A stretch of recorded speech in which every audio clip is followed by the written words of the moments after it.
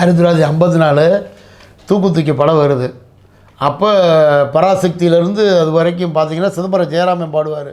சிவாஜிக்கு டிஎம்எஸ் அப்போ தான் அறிமுகமாகிறாரு. கூண்டுக்குழியில் ஒரு பாட்டு வரும், அது பெரிய அளவில் இதாகலை. தூக்கி ஒரே நாள் வந்ததுனால சொல்கிறேன். கூண்டுக்குழி தூக்கி ஒரே நாள் தான் ரிலீஸு. தூக்கி பாடலுக்கு பூரா சூப்பர் டூப்பர் ஹிட் ஆகுது. என்னன்னு அதுக்கு முன்னாடி நடந்த சம்பவம் என்னன்னு கேட்டிங்கன்னா, டிஎம்எஸ் வாய்ப்பு தேடி வர்றாரு. அவர் பாட்டை பாடலான்னு சொல்லி ப்ரொடியூசரும் ரெக்கமெண்ட் பண்ணுறாரு சிவாஜிகிட்ட. அப்போ சிவாஜி சொன்னாராம், நமக்கு ஜெயராமன் தானே பாடுவார், இவர் எப்படி மேட்ச் ஆகுமா அப்படின்னு கேட்டாராம். அப்போ டிஎம்எஸ் ரொம்ப அலைஞ்சு நொந்து, அண்ணே நான் ஒரு 4 பாட்டு பதிவு பண்ணி அனுப்புகிறேனே, நீங்கள் கேட்டுட்டு அப்புறம் முடிவுக்கு வாங்கினேன்னு சொல்கிறாப்பிலையாம். அந்த படத்தில் உள்ள ஒரு 4 பாட்டை பதிவு பண்ணி போட்டு அனுப்புகிறாங்க. அதை டேப் ரெக்கார்டில் கேட்குறாரு நடிகர் திலகம், கேட்குறாரு. அந்த டைரக்டர் ப்ரொடியூசர் எல்லாம் கேட்குறாங்க. கேட்ட உடனே அதுதான் டிஎம்எஸ் நடிகர் திலகம் சொன்ன ஒரே வார்த்தை பாருங்கள். அப்போ பீக்கில் இருக்க அந்த ரசனையை ஒரு நடிகை எவ்வளோ மெனக்கிட்டுருக்காருன்னு சொல்ல வர்றேன். அந்த ஜெயராமே வேணாம், பூரா பாட்டு டிஎம்எஸ்ஸே பாடணும்னு சொன்னாராம். அனைத்து பாடல்களும் டிஎம்எஸ்ஸு, அனைத்து பாட்டு ஹிட்டு. அன்னைக்கே எப்படி 52 பராசக்தியில் நடிகர் திலகம் சூப்பர் ஸ்டார் ஆனாரோ, அதே மாதிரி சூப்பர் பாடகரானது தூக்கி படத்துலேருந்து.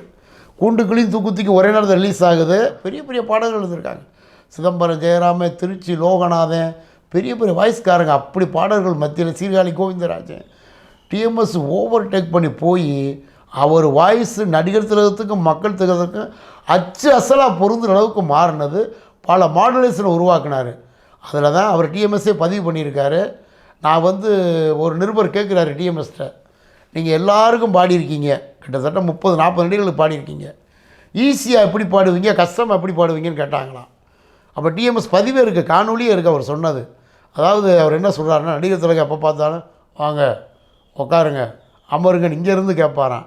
எம்ஜிஆர் கேஷுவலாக வாங்க உட்காருங்க சாப்பிடுங்க அப்படி. அதனால் நுனி வாய்ஸில் எல்லாருக்கும் பாடிடுவேன். ஆனால் சிவாஜிக்கு மட்டும்தான் கஷ்டப்பட்டு இங்கேருந்து அடிநாதத்துலேருந்து பாடுவேன். அந்த பாட்டை அவ்வளோ கஷ்டப்பட்டு பாடினாலும், எம்ஜிஆர் சிவாஜி இவ்வளோ உருக்கமாக பாடினாலும், படம் பார்த்துட்டு முடிஞ்சு வரும்போது சிவாஜி பாட்டு எம்ஜிஆர் பாட்டு ரசிகர்கள் வந்துடுவாங்க, எனக்கு ரொம்ப மன கஷ்டமாக இருக்கும் அப்படின்னு அவர் சொல்லியிருக்காரு.